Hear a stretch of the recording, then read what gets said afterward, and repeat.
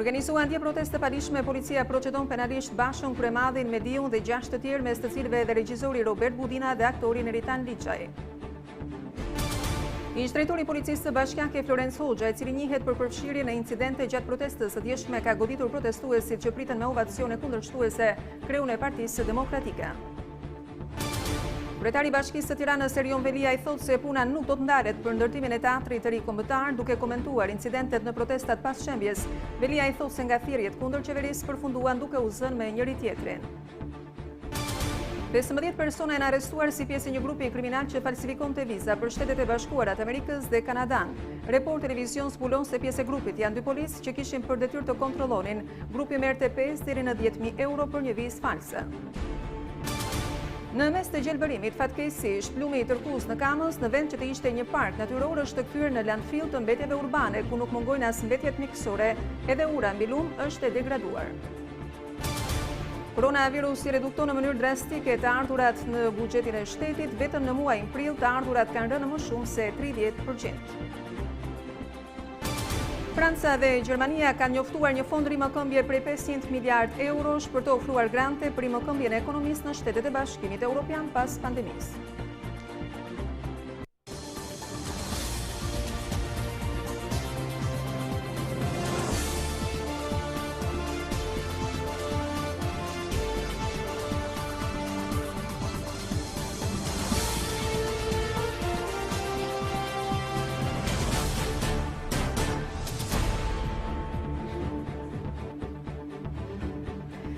Do të nisim të edicion informativ të nderuar teleshikues duke patur kënaqësinë të zhvillojmë një bashkëbisedim në studio me zonjën Elva Margariti, ministre e Kulturës. Përshëndetje, zonja Margariti, kënaqësi t'ju kemi në studio. Sigurisht që kryefjala e këtyre ditëve është teatri kombëtar, shembja e tij, fillimisht përjetimi dhe ndjesia që patët kur pat që u shem teatri kombëtar.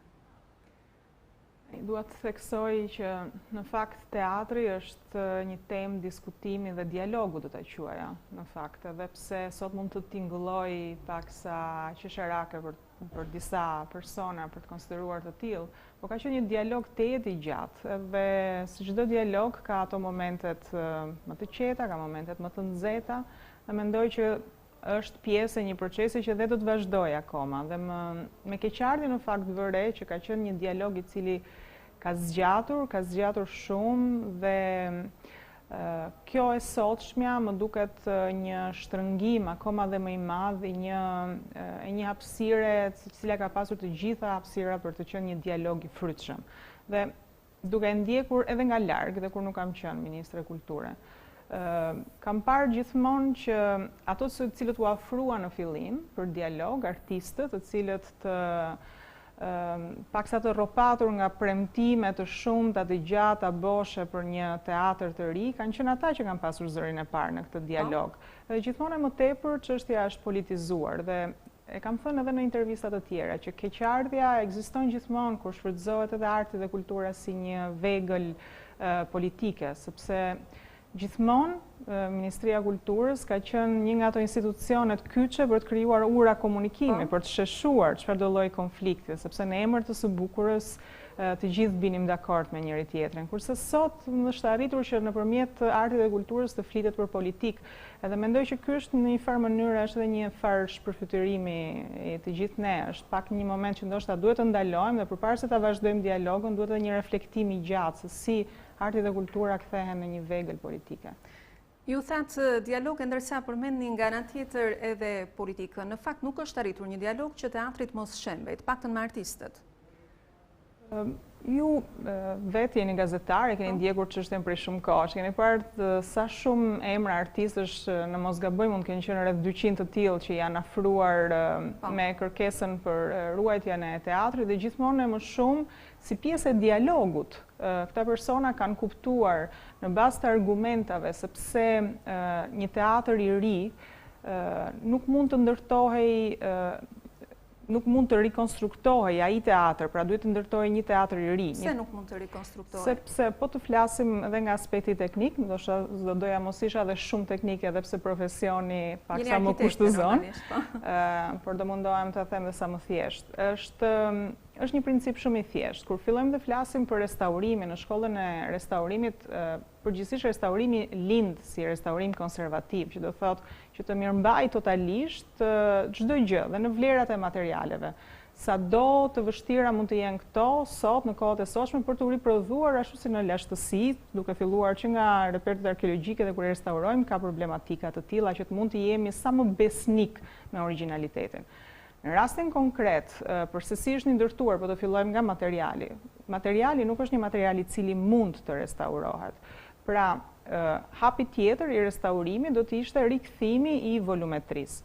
Volumetria në vetvete kushtëzon funksionalitetin e një teatri, pasi nuk i përmbahet standardeve në funksione, në forma, në hapësira, në një standard duke filluar që nga biletaritë dhe të gjithë sallat që duhet të shoqëronin një teatr, sepse ka lindur si një teatr i përkohshëm, si një hapësirë e përkohshme për ta pasur të funksionar. Sa është e vërtet që në vitin 58 është folur për ta spostuar diku tjetër, pasi minimalisht normat e antizjarrit nuk janë të garantuara. Kështu që në momentin që dalim në këtë argumentim teknik, pra që restaurimi nuk do të ishte më një restaurim arkitektonik i mirëfillt, konservativ, kjo tezë e kuptojnë dhe vetë artistët, që nëse ne do të shpenzonim para të buxhetit publik thjesht për të ridhënë një vëllim, pra një kontenitor, po themi, ndërtesës, por pa përmbushur funksionet, duke hequr poshtë atë pjesën origjinale dhe duke e rindërtuar, duke bërë një farë Washingtoni, le të themi, që se duam ta themi me fjalë dhe më të thjeshta. Artistët nga pak e kanë kuptuar dhe janë dakordsuar dhe biles kanë qenë pjesë e grupeve të cilët kanë shtuar kërkesat e tyre se çfarë ata do donin në projektin e një teatri të ri. Dhe më pas aty në largimin e tyre, radhët e tyre u mbushën gjithmonë më tepër me politikë. Në fakt, zonja Margariti, artistët të cilët kanë dialoguar me ju janë të punësuar në shtet dhe pjesa tjetër që e kundërshton prej 2 vitesh tashmë nënvizon vlerën historike dhe kombëtare që ka ai teatr. Pra, të ruaj ky teatr dhe të ndërtohej një tjetër. Vlera historike nëse të flasim që duam të mbajmë një kontenitor si muze të vetvetes, kjo ha debatin e vet, sepse muzeu i vetvetes është gjithsesi një muze i aksesueshëm dhe ashtu siç u shpjegova pak më përpara, publiku që akseson një hapësirë e cila nuk ka normat minimale standarde të sigurisë, e mirëkuptoi çdo kënd që nuk do absolutisht që të thotë që ky të jetë një objekt publik i vizitueshëm, sepse në fund të ditës çdo teknik në momentin që shpreh dakordsinë që ai të rikthehet me një funksion, pranon që aty të ketë njerëz që të aksesojnë dhe që mund të ndodhen përpara një rreziku madhor të paevitueshëm edhe që mund të arrijë deri në katastrofën e humbjes të jetës të atyre njerëzve që e aksesojnë. Pra muzeu i vetvetes ekziston atëherë kur përmbush po njësoj aspektet teknike, pra janë të lidhur apo njësoj bashkë me njëra tjetrën dhe nuk janë kaq të ndara sa do donim që t'i ndanim. Dhe po të flasim sot për muzet e kujtesës, e po të flasim sot për se si narrativa e kujtesës përcillet në hapësira fizike, gjithmonë e më tepër jemi duke përcjell perceptimet, pra gjithçka dhe në muzet jashtë botës, edhe Orhan Pamukun po të shohim ka është një hapësirë shumë e vogël dhe kemi vetëm copza të disa momenteve të tij dhe ti percepton atë çfarë ka ndodhur atje. Për më tepër artistët, po të flasim për aktorët vet, ata të cilët, siç po thoni dhe ju, janë të punësuar dhe kanë memoriet e tyre, ata janë të parët të cilët mund të performojnë kudo. Ata janë të parët të cilët kanë zotësinë që nëpërmjet vetvetes të përcjellin emisione publiku dhe nuk është e lidhur ngushtësisht, nuk mund të jetë asnjëherë e lidhur ngushtësisht vetëm me kontenitorin që i përmban, me hapësirën që kanë përreth. Ajo patjetër enfatizon, ajo patjetër krijon atmosferat shumë magjike. Unë vetë jam bashkuar një prej shfaqjeve të teatrit kombëtar eksperimental në verën e vitit që shkoi dhe zhvilloi e gjitha në hapësirat e jashtme dhe ishte pikërisht për simbolikën për të dialoguar me artistët dhe për t'i thënë ju mund të performoni dhe jashtë teatrit, vepra juaj nuk lidhet me godinin, ju keni bukurinë e të qenit aktor, pra performues. Kam parasysh në fakt një intervistë që ka dhënë Indjeri Max Velo, i cili është shprehur që godina e teatrit nuk duhet të shempej, madje si arkitekt, ai analizonte se ajo godinë shumë mirë mund të rikonstruktohej. Çfarë mendimi ke? Kam diskutuar gjatë Me Maksin edhe në zyrën time. Këtë dhe kemi shkëmbyrë në fakt edhe ide pikërisht si profesionist. Dhe aty ndaheshim, ke pjesa e restaurimit, dy filozofitë e restaurimit konservativ apo jo konservativ. Pra një restaurim që rikthen thjesht një vëllim, sepse duam të rijapim atmosferën, pra duam të rishfaqim, por atë në gjuhën e restaurimit e quajmë falso storico, pra jemi dakord të bëjmë një falsitet historik, apo duam të qëndrojmë 100% besnik konservimit. Këto janë dy degëzime dhe në aspektin profesional, siç thash, mund të ketë debate dhe atje dhe Maksi vetë në fakt ka qenë totalisht për ruajtjen e çdo elementi në mënyrë fanatike, ashtu që është ashtu siç një nga herët që u takuam po njësoj në Ministrinë e Kulturës, ka qenë për të ruajtur në mënyrën më besnike të mundshme idenë e tij për pallatin Kadere.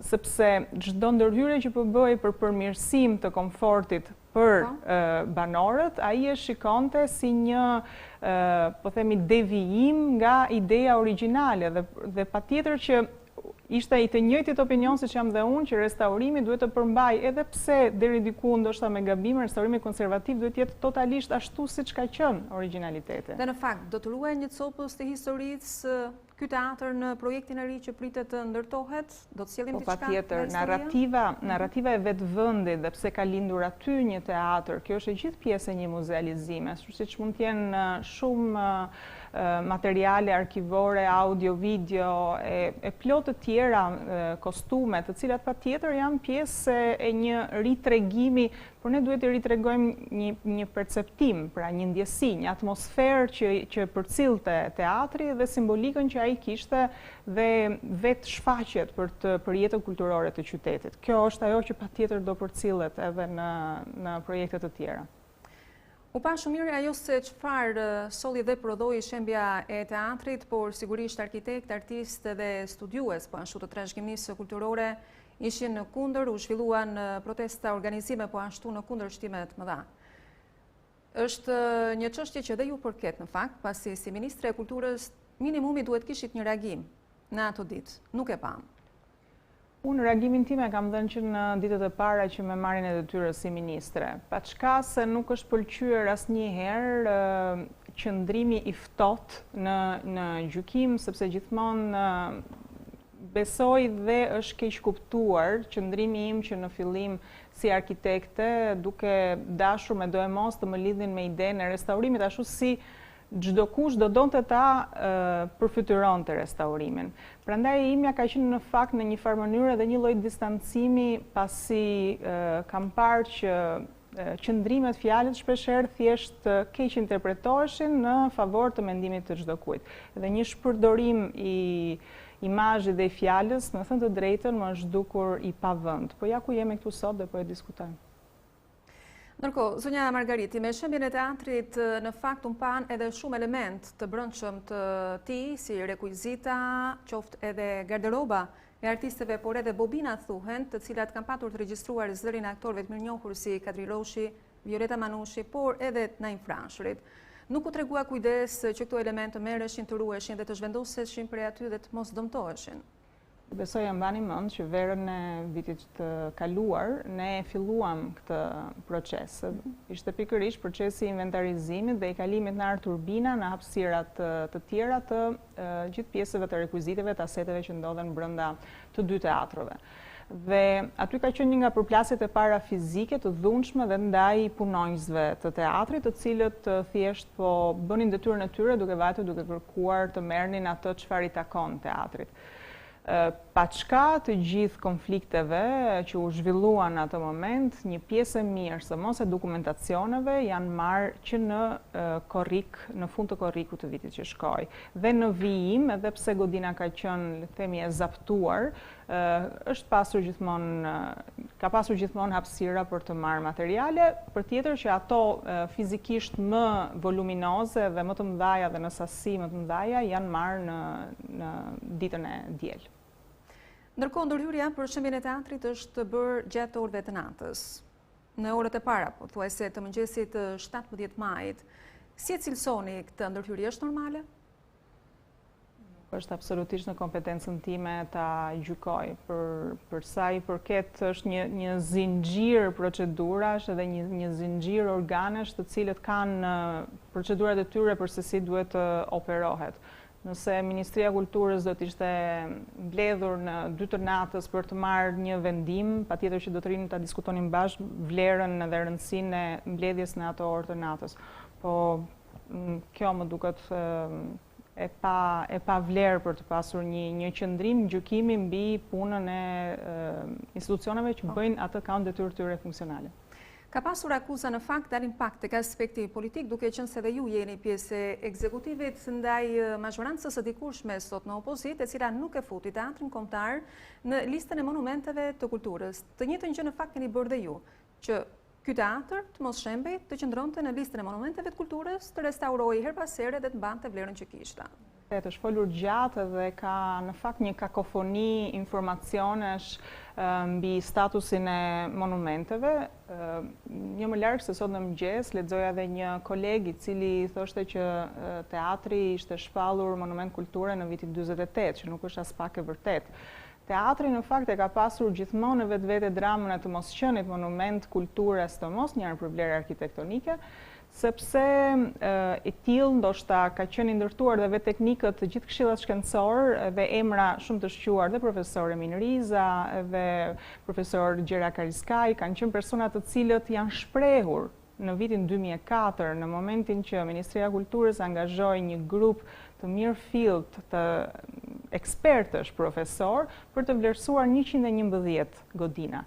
Dhe në disa dokumenta ata e kanë shprehur si një objekt pa vlerë. Tani statusi nuk e ka marrë asnjëherë, vetëm sa mund të ketë qenë në aspekte procedurale, ne e quajmë I marr paraprakisht në mbrojtje, që do të thotë që merret për një periudhë kohe aq sa organet kompetente të hartojnë relacionet e posaçme për të shprehur ose jo mbi vlerat. Ky proces ka kaluar disa herë të ndryshme dhe në çdo moment që shpalleshin listat e monumenteve, ai teatri nuk ka ekzistuar në asnjë prej Por në fakt, dy emrat që ju përmendët, zoti Emin Riza dhe Gjera Karaiskaj, mediatikisht shembjen e teatrit kombëtar në fakt e quajnë një skandal.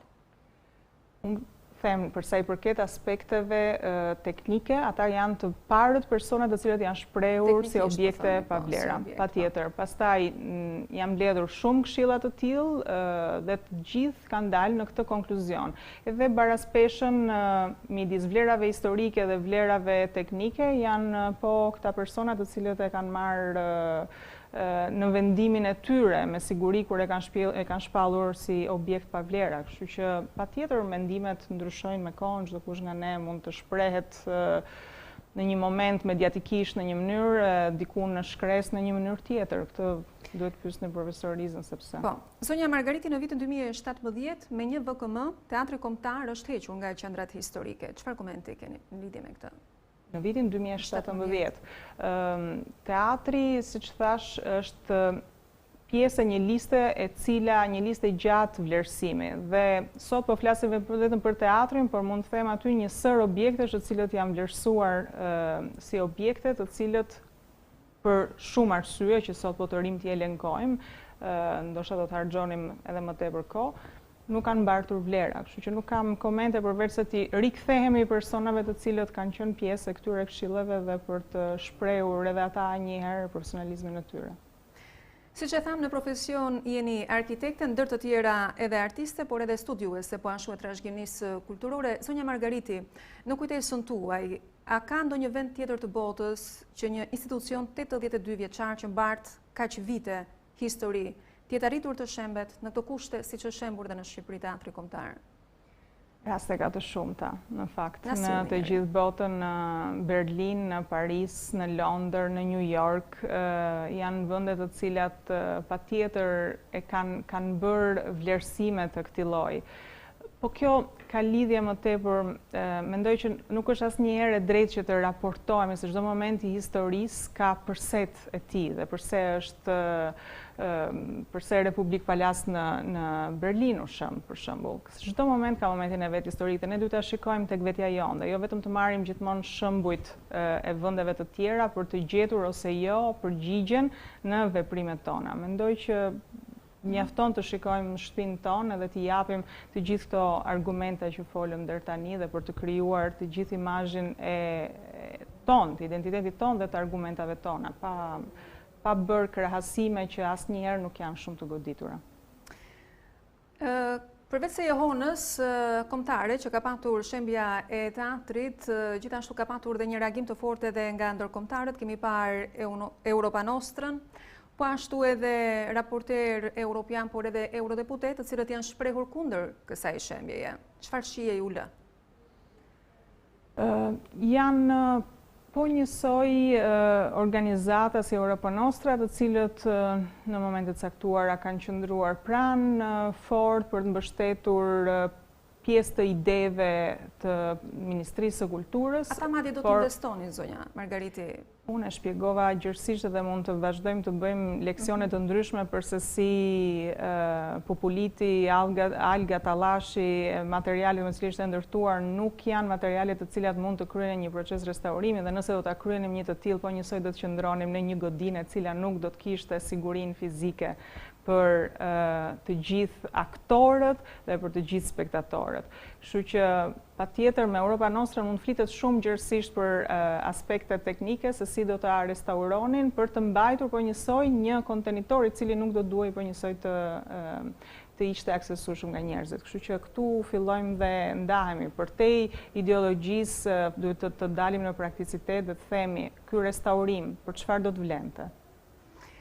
Përveç verave teatrore që do të mbartë institucioni i ri që pritet të ndërtohet, në fakt u prishën 2 godina, jo vetëm ajo e teatrit kombëtar, ishte një kompleks, edhe teatri eksperimental kujtim Spahi Vogli. Tashmë kemi një projekt, jemi njohur, është prezantuar nga kryeministri, por gjithashtu edhe nga kryebashkiaku Erion Veliaj. Do të përmbaj kulla teatri përfundimisht një përgjigje po ashtu edhe dyqane apo aspekte të tjera të cilat nuk i përkasin vlerës kulturore që mund të ketë një trashëgimi i tillë? Po, asnjëherë nuk mund të shihen të ndara zhvillimet e një qyteti që sidomos të një qendre e qytetit dhe pa një gërshetim funksionesh dhe besoj se do të ishte gabuar që ti mos ta vishnim dhe me funksione të tjera hapësirën rreth e përqark teatrit. A do të jenë këto kulla apo do të jenë godina dykatëshe, mendoj se nuk është momenti që të vlerësohen tani, sepse është momenti i vendimarrjes së projektit dhe analizës së projektit. Unë them që si në çdo teatr tjetër të botës ose siç në çdo muze të botës, patjetër që duhet ketë hapësira mbështetëse për të krijuar sa më shumë një qëndrueshmëri ekonomike për teatrin. Të ketë siç mund të ketë siç mund ka një muze, siç ka një dyqan të muzeut, siç ka një pjesë ku mund të tregohet dyqani me të gjithë simbolikat, me të gjithë suvenirat ose pjesë të ndryshme ku mund të tregohet narrativa e të gjithë aktorëve që i dhanë jetë, më tepër se godina duhet flasim dhe për njerëzit. Të kthehet në një tur më të plot dhe më të shëndosh për jo vetëm për turistët e huaj, se flasim shpesh vetëm për ta, por edhe për vetë ne vendasit të gjejmë sa më shumë hapësira aty brenda që t'i afrohemi dhe të shkuarit në teatr të jetë një nga momentet e të shfrytzuarit atë hapësirë. Në këtë moment që ndodhemi, roli i Ministrisë së Kulturës për këtë teatr, cili është? Roli i Ministrisë së Kulturës në aspektin zyrtar, administrativ, ka mbaruar prej shumë kohësh dhe vendimarrja më e fundit është thjesht pjesë e një procesi që kishte filluar prej shumë vitesh. Kështu që roli i Ministrisë është patjetër që të jetë garant i të gjithë programit të teatrit, të cili duhet jetë një program i cili duhet i përshtatet 20 viteve të ardhshme, patjetër destinacioni i të gjithë truallit ngel po njësoj një destinacion i cili duhet shfrytëzohet për aktivitetet kulturore me destinacion teatr, kështu që ne jemi garant, po themi, të përmbushjes së të gjitha kushteve për realizimin, për ciljen ndaj një, po themi, në këtë moment bashkiar një njësi zbatuese. Dhe ne jemi garant mbi të gjithë politikat kulturore mbi atë hapësirë. Ndërkohë, zonja Margariti, gjatë protestës së tyre, artistët vazhdimisht e kanë kërkuar një hetim, jo vetëm të brendshëm, por edhe ndërkombëtar, çfarë janë mbështetur edhe nga presidenti Ilir Meta. Ndalemi pak tek çështja e brendshme. Nëse gjykata kushtetuese me ngritjen e saj do ta cilësonte si antikushtetues shembjen e teatrit kombëtar, Si do vepronit ju? Nëse, ka shumë nëse. Patjetër, pasi nuk e kemi të ngritur si institucion akoma. Patjetër, nëse do të vijë moment, do të shohim sipas momentit dhe argumentave që do të sjelli nëse do të ndodh, dhe ne do dalim me një përgjigje. Sot është tepër e herët për të bërë aludime çfarë do ndodh në të ardhmen. Opozita jashtë parlamentare e ka theksuar jo më larg se ditën e djeshme gjatë protestës së thirrur nga Lanca për mbrojtjen e teatrit, se teatri i ri le të ndërtohet. Ne kur të vim në pushtet do ta shembim dhe do ta kthejmë sërish teatrin e dikurshëm në identitet. Cili është komenti juaj? Më duken gjithmonë qasje si ato që kemi dëgjuar dhe mbi sheshin Skënderbej, që ndoshta është një nga simbolikat e të shprehurit të pushtetit të çdo kujt që mendon se mund ta shprehë këtë thjesht me hapësira, thjesht me projekte. Më vjen keq që shikohet, vërtet e shikoj me keqardhje që dialogu shikohet gjithmonë drejt mos dialogut. Pra çdo gjë që bëhet nga një paraardhës të konsiderohet e gabuar. Mendoj se, siç thashë edhe në fillim, ka një moment për reflektim dhe besoj se është ky momenti. Artistët në fakt i pam që e përjetuan shumë shembjen e teatrit, ata të cilët ishin kundër, por edhe shumë aktivistët të shoqërisë civile, të cilët kanë një rol jo të pak në gjithë proceset sociale që ka vendi ynë. Keni një përgjigje për ata? Shumë legjitime çdo ndjesi e tyre dhe patjetër si në çdo proces dialogu, thash, ka dhe debate, ka dhe persona që nuk do të bien dakord me të gjithë procesin, por ky nuk mund të jetë, po themi, një element i cili duhet të stopoj përjetësisht një vendimarrje. Mendoj, siç thash në fillim, që ka qenë një proces të jetë i gjatë dialogu prej shumë vitesh dhe i marr pak peng ideja e t'i ridhënit po njësoj këtyre artistëve një hapësirë dinjitoze, ku të mund të ndjeheshin po edhe ata po njësoj si kolegët e tyre jashtë, me që krahasimet i bëjnë shpesh me vendet fqinje. Mendoj që është pjesë e paevitueshme e çdo dialogu. Të ndalemi pak te kostoja që do të ketë teatri i ri kombëtar dhe nëse do të ketë ndonjë emërtim tjetër, apo do të quhet po kështu, teatri kombëtar? Edhe këto besoj se janë të tepërta për të diskutuar tani, për më tepër që nuk janë pjesë e një vendimarrje, thjesht një mendimi ministri, por pjesë e një kolegjiumi shumë të gjerë, e këshillave shumë të gjerë që marrin vendime dhe emri nuk besoj se është elementi më. Është diskutuar ndonjë apo s'është shënduar kjo? Mendoj se është një aneks shumë i largët i të vënit çfarë emri do të mbaj. Ndërkohë, zonja Margariti, ka dhe një kosto politike i gjithë ky proces, pasi u iniciuan disa protesta të cilat janë thënë nga opozita që do të jenë mbar popullore. Po, protesta kemi parë në fakt në pjesët e zhvillimit të Tiranës të shumta. Kemi parë që në parkun e Liçenit, kemi parë në sheshin Skënderbej, kemi parë në shumë vepra madhore që kanë qenë gjithmonë të konfliktuara, por pa një argumentim, po themi, i cili ka qëndruar kohës. Dhe po ata persona të cilët kanë qenë kundër sot i gjen, po njësoj me fëmijët e tyre në këto hapësira që i rijepen qytetit. Kështu që patjetër politika ka kostot e veta dhe kostot kalojnë nëpërmjet konfliktesh të cilat mund të jenë më të gjata ose më të shkurtra, po do të ishte një utopi dhe një situatë shumë e pazakontë që politikat mos kishte konflikte. Gjatë fjalës së tij, kryebashkiaku Erion Vilia në reagimin e parë, në fakt pas shembjes së teatrit, i ka shtrirë dorën e bashkëpunimit artistëve të cilët ishin kundër shembjes së teatrit kombëtar.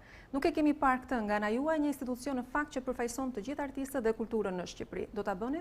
Jo, përkundërzi, dora ime ka qenë e zgjatur që në ditën e parë që kam hyrë në këtë institucion dhe besoj dhe këtë mund ta konfirmojnë edhe shumë artistë të cilët janë afruar institucionit pas shumë vitesh të cilët i kishin qëndruar larg.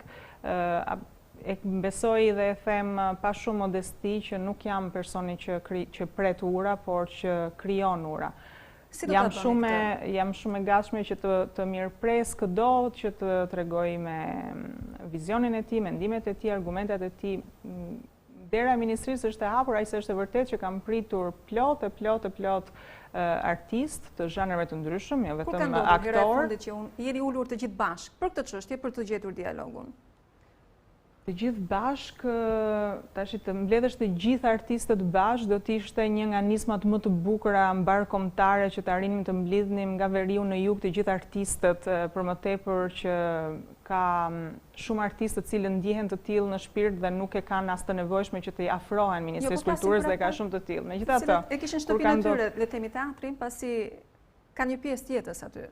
Okej, atëherë po fokusohemi vetëm tek artistët, po e quajmë të gjithë artistët vetëm ata që cilët lidhen me teatrin dhe ata të cilët merren me muzikë, me balet dhe po në secilin prej sektorëve të kulturës ka zëra pro dhe kundër. Prandaj po them, unë nuk mund të quaj artist vetëm ata që lidhen detyrimisht me teatrin, për më tepër që artistët e teatrit duhet të ndajmë kategoritë atyre që janë performuesit dhe ata që janë krijuesit. Prandaj thash të flasësh të mbledhësh të gjithë artistët, po do ishte një nismë shumë e bukur. Megjithatë do ta bëjmë një gjë të tillë, ndoshta do t'i thrasim të gjithë në Ministrinë e Kulturës, shohim a do të arrijmë t'i përmbajmë në oborrin tonë. Kur do të nisë projekti dhe kur do të përfundoj pyetja e fundit? Ditja u them në këtë moment. E ka bashkian, absolutisht po. Mirë, unë ju falenderoj shumë, zonja Margariti, për bisedën që zhvilluam në studion e Report Televizion për çështjen e teatrit kombëtar. Faleminderit juve. Faleminderit. Të nderuar teleshikues, ishim në këtë bashkë bisedim të drejtë për drejtë në studion e informacionit në Report Televizion me zonjën Elva Margariti, me të cilën ndam disa mendime dhe opinione, po ashtu vlerësime në lidhje me çështjen e teatrit kombëtar. Ndalemi në disa informacione me nisjen e protestave pas shembjes së teatrit kombëtar që thelloi edhe më shumë krizën politike në Shqipëri. Ambasadorët e Shtetet Bashkuara të Amerikës dhe të Bashkimit Evropian në vendin tonë kanë marrë në dorë gjetjen e dakordësisë mes palëve që ndër të tjera po dëmton edhe procesin e reformës. Në Selim Blu zbarkuan ambasadorët e Bashkimit Evropian, ndërsa pas takimit me Ramën, Jurikim paralajmëron një të tillë edhe me kreun e Partisë Demokratike. Në situatën e vështirë politike, së fundmi krisur edhe më shumë pas shembjes së teatrit kombëtar, një rol kryesor po marrin ndërkombëtarët. Këtë të marrë një ditë pas protestës së Aleancës për mbrojtjen e teatrit dhe të opozitës së bashkuar jo parlamentare, ambasadori e SBA Jurikim takoi për të dytën herë brenda pak ditëve kryeministrin Edi Rama. Siç rrallë ndodh këtë vizitë në kryeministri, kryediplomatja amerikane e përcolli me një njoftim zyrtar. Një takim për të diskutuar mbi ngjarjet e fundit, ku siç deklarohet, ambasadorja theksoi rëndësinë që ka gjithëpërfshirja dhe diskutimet e mirë menduara në qeverisje, në përputhje me statusin e Shqipërisë si anëtare e NATO-s dhe vend që synon anëtarësimin në BE. Ambasadori Hakim thotë se së shpejti do të takohet edhe me kreun e Partisë Demokratike Lulzim Basha, i cili nga ana tjetër sot në Seli priti ambasadorët e Bashkimit Evropian, të cilëve u kërkoi mbështetje financiare për Shqipërinë e prekur nga pandemia COVID-19. Në njoftim thuhet se ambasadorja dhe kryeministri u pajtuan se është thelbësore që Shqipëria të vijojë në rrugën e saj drejt arritjes së dakordësisë për reformën zgjedhore dhe masave të tjera që u janë premtuar qytetarëve të Shqipërisë. Ndërkombëtarët duket se tashmë po marrin një hap të rëndësishëm në gjetjen e gjuhës së përbashkët mes liderëve politik në Shqipëri, ende pa një konsensus për reformën zgjedhore. Kemi ardhur në fund të këtij edicioni informativ të nderuar teleshikues, si gjithmonë shqiptare.com është adresa jonë zyrtare në internet ku mund të informoheni në çdo moment të ditës në kohë reale në lidhje me zhvillimet më të fundit nga vendi, rajoni dhe bota, por gjithashtu mund të gjeni intervista, analiza dhe opinione të ndryshme, sigurisht të shoqëruara çdo informacion me foto dhe video galeri, por sigurisht ka zhvillime të tjera. Mund të votoni në sondazhin e ditës, të gjeni rubrika të tjera shumë interesante, të ndiqni edhe Report Televizion Live dhe gjithçka që lidhet me emisionet që zhvillohen në median ton. Report Televizion mund ta ndiqni gjithashtu drejt për së drejti në live streaming ton, e ndërsa na gjeni gjithashtu edhe në faqet tona sociale. Duke ju falenderuar të gjithëve për kohën dhe vëmendjen e kushtuar, të nderuar teleshikues, ne do të takohemi sërish së bashku për t'ju informuar mbi zhvillimet e ditës në edicionin e lajmeve të orës 16. Faleminderit, ju mirëpres.